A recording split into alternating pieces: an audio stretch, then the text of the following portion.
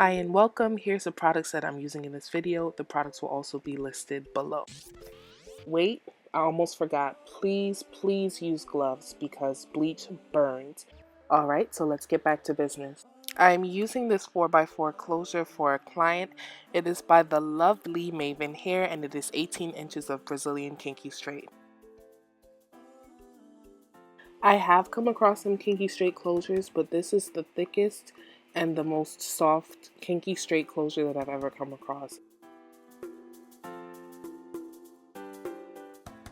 Now I'm replaying this part so that you could see the difference between this and the end of this video.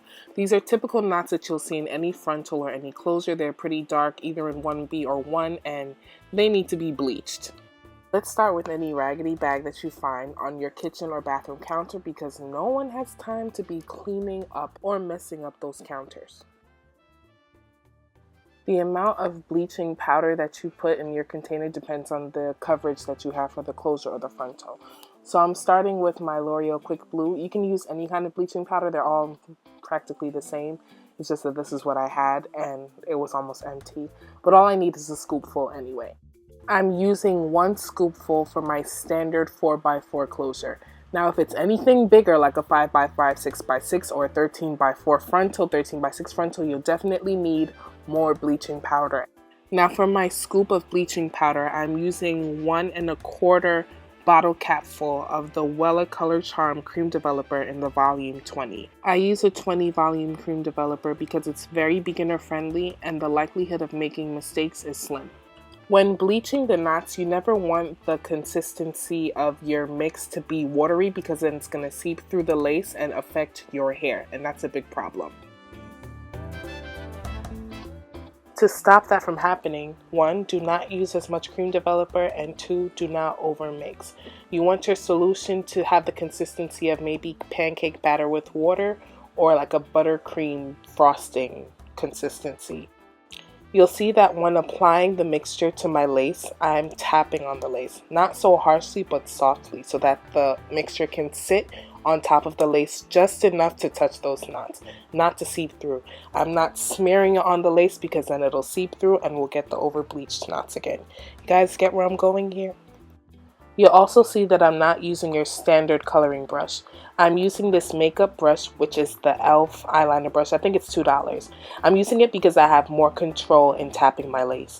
A coloring brush does give more coverage, but the bristles are harder and they're harsher. So when I'm tapping, sometimes I've seen that the bleach has gone through the lace no matter how careful I was.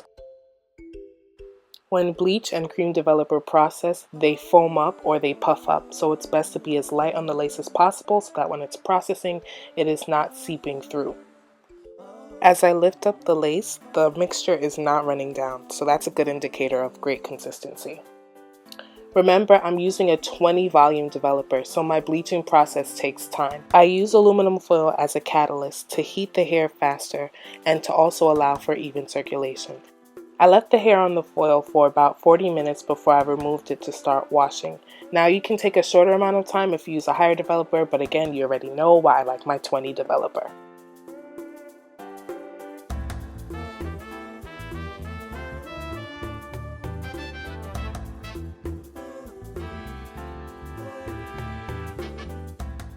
Nobody has a natural orange scalp, so when you just bleach the lace or the knots, you'll see that it's orange or brassy.